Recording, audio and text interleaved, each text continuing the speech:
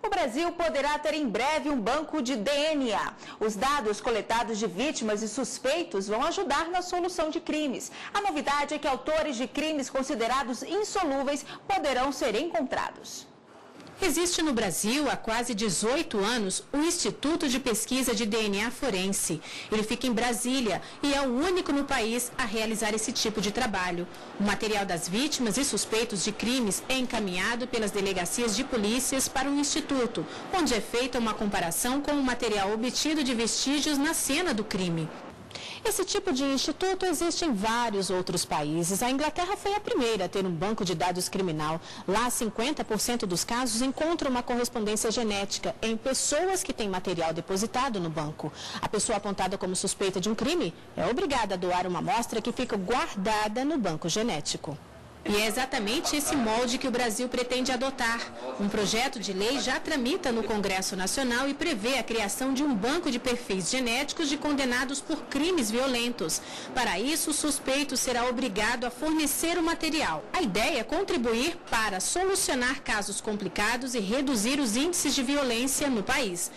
Onde praticamente só 6% das pessoas que cometem crimes hediondos ou crimes violentos são realmente identificados e punidos e condenados para cumprir a sua pena. Países que se utilizam desse sistema conseguem índices muito maiores, em torno de 50% a 60%, que são índices aceitáveis. Então, nós temos que mudar essa atual situação do país. Com a aprovação do projeto, o trabalho que hoje é feito no Instituto de Pesquisa Forense terá mais precisão na hora de fornecer provas contra suspeitos ou acusados de crimes. Com o banco de dados DNA e com a legislação, ela sendo aprovada, como ela está sendo proposta agora, poderemos depositar a informação genética dos condenados em um banco de dados e comparar essa informação genética com vestígios coletados de mais de uma cena de crime. Bom, o nosso convidado de hoje é o advogado criminalista Pedro Ivo Veloso. Boa tarde, bem-vindo ao Jornal da Justiça. Boa tarde, Ana. Bom, o senhor acredita que o Brasil tem hoje condições de montar um banco de dados com esses perfis genéticos? Eu acredito que o Brasil tem toda a condição. A situação no país é muito heterogênea, depende de estado para estado. Quer dizer, como a reportagem mostrou, você tem a Polícia Civil do Distrito Federal, que é muito avançada, é vanguardista nessa tecnologia. No início dos anos 90, ela passou a realizar esse exame. E você tem outros departamentos de polícia que não têm nenhuma estrutura. Apenas para citar um exemplo recente, que saiu em reportagem na imprensa, a Polícia Civil de Alagoas estava tendo dificuldade para realizar aqueles exames mais básicos, o exame cadavérico, o exame de local de crime. Então, a situação é muito heterogênea, mas esse projeto ele é positivo justamente para tornar mais homogêneo. Porque, na medida que você vai ter uma rede, né, de bancos de dados de amostras genéticas, você consegue homogeneizar com o tempo a situação das polícias no país. A polícia brasileira, ela conta hoje com instrumentos, com tecnologia avançada para auxiliar nessas investigações, ou isso varia de estado para estado? Varia de estado para estado. Mas, em geral, você tem, no mínimo ali, para os casos mais graves, uma estrutura para poder fazer exames genéticos. E quando não há em algum estado, geralmente você consegue que o outro estado realize um exame, ou até o Instituto Nacional de Criminalística. Então, para os casos mais graves, é possível sim fazer o exame de DNA, agora ele não é totalmente generalizado, para a generalidade das investigações. Tá certo. Bom, e agora vamos tirar as dúvidas dos nossos telespectadores. Vamos conferir então a primeira pergunta. Meu nome é Paulo Itamar dos Santos, eu sou eletricista. Eu sou obrigado a fazer o exame que será usado na investigação? O investigado, ele pode se recusar a fazer algum exame? O investigado ele pode se recusar a fazer qualquer exame que dependa da colaboração dele. Ele não precisa colaborar com a investigação de nenhum modo. Hoje em dia, depois da reforma do Código de Processo Penal, nem mesmo a presença dele é exigida. Então, ele não precisa ceder amostra, ele não precisa ceder amostra de sangue, ele não precisa obedecer a instrução de um exame clínico, né?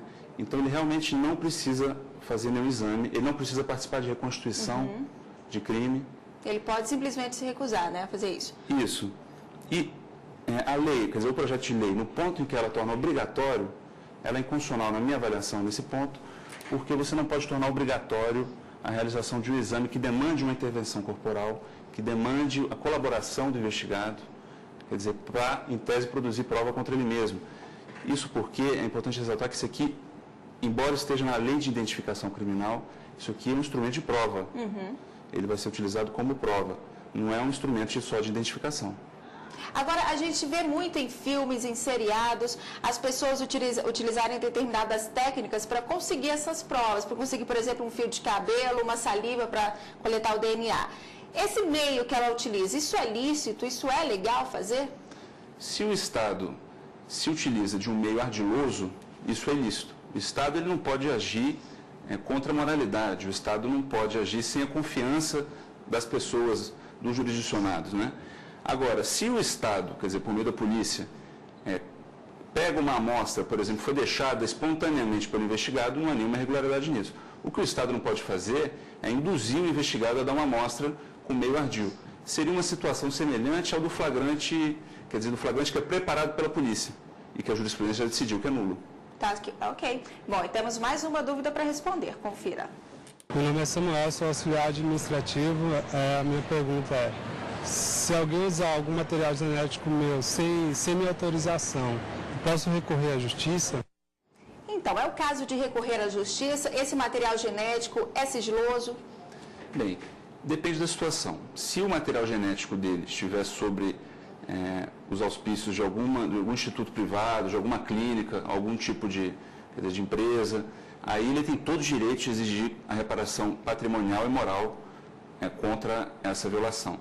Agora, se o material tiver sido colhido espontaneamente por ele, ou colhido sem a colaboração dele, pelo Estado, ele não tem nenhuma ingerência sobre o que vai ser feito com esse material. Esse material vai poder ser aplicado e examinado para a produção de prova no processo penal. Agora, se o material vazar, sair do departamento técnico da polícia e for utilizado para outras finalidades, aí ele pode responsabilizar quem fez esse vazamento, civilmente, administrativamente e penalmente. Existem regras para o armazenamento desse tipo de material genético, diga-se em questões, levando em consideração as questões éticas? Existem uma série de regras, muito da ética médica, existem outras regras também da legislação aplicável, quer dizer, a, por exemplo, transplante de órgãos, a lei de biossegurança. Agora, o projeto de lei, na minha visão, ele é um pouco lacunoso nesse ponto. Ele outorga muito poder para o presidente da República por meio de decreto.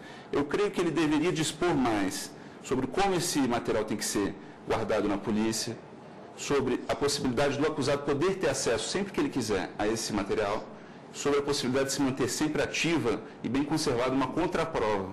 Porque, pelo que o projeto estipula, a pessoa vai fazer o exame agora, mas para supostamente ser utilizado como prova daqui a alguns anos. Então, é importante que tenha sempre uma contraprova em estado de conservação para poder realizar a contraprova. Isso em respeito às garantias da ampla defesa do processo legal e do contraditório. Tá certo, e temos mais uma dúvida para responder, vamos ouvir. Meu nome é Francisco, profissão garçom. No caso da lei seca, que tipo de exame eu sou obrigado a fazer? Então, essa questão é polêmica, né? Porque envolve exatamente essa questão da pessoa não poder provocar provas contra si. A questão do bafômetro, é obrigado a soprar ou não? Ninguém é obrigado a soprar o bafômetro, ninguém é obrigado a submeter a retirada de sangue para poder realizar exame de sangue para ver se tem álcool, percentual de álcool no sangue. Ninguém é obrigado também a seguir instruções do agente policial ou do médico DML para poder realizar um exame clínico para verificação de alcoolismo. Você nunca é obrigado a produzir nenhum tipo de prova contra si mesmo ou a colaborar para esse mistério. Esse é o primeiro ponto. A discussão que está no STJ atualmente é se isso vai impedir a configuração do crime, uma vez que o crime ele prevê um percentual de álcool muito bem definido, ou se não vai impedir. O que nunca vai ser impedido é que os médicos, os peritos, os próprios policiais possam efetuar as observações que considerem indicadas no caso, que os médicos façam o exame clínico a partir do hálito, desde que não tenha colaboração, claro, do investigado. No caso do exame da investigação da paternidade, se a pessoa se recusa a fazer o exame de DNA, é presumido de que ele é o pai da criança. No caso do exame para verificar a embriaguez, isso então não ocorre, né? A pessoa ela recusa soprar o bafômetro, fazer um teste lá de sangue, um exame de sangue, não pode se presumir que ela estava embriagado, então, né? Você tem duas situações diferentes. Você tem o campo civil, que é o campo que você narrou agora, que é o campo em que você tem uma presunção. Então, você pode criar uma presunção de que ele é o pai. Quer dizer, no caso de que aquela prova é no sentido de que ele é o pai. Você tem um campo administrativo em que a lei determina que há essa mesma presunção, então quem se recusa a fazer o bafômetro hoje em dia tem recebido multa. Agora, no campo penal, isso é impossível, por conta do princípio constitucional da presunção de inocência. Você não pode fazer uma presunção em contrário ao que está na Constituição. Então, você jamais vai poder presumir do silêncio ou da recusa em colaboração qualquer tipo de elemento probatório.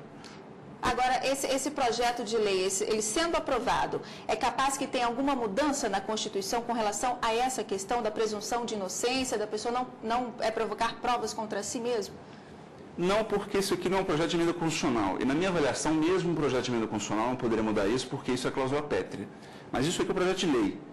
E como um projeto de lei, ele jamais vai poder fazer qualquer modificação na Constituição. E na minha visão, essa disposição dele aqui, de que é obrigatória a identificação genética, na verdade é como se fosse um artifício para poder fazer prova contra a vontade do investigado. Porque identificação genética, ela não é necessária realmente para nenhuma razão de identificação. Ela é necessária, sim, para uma futura prova. Tá certo, doutor. Eu agradeço a sua participação. Tenha uma boa tarde.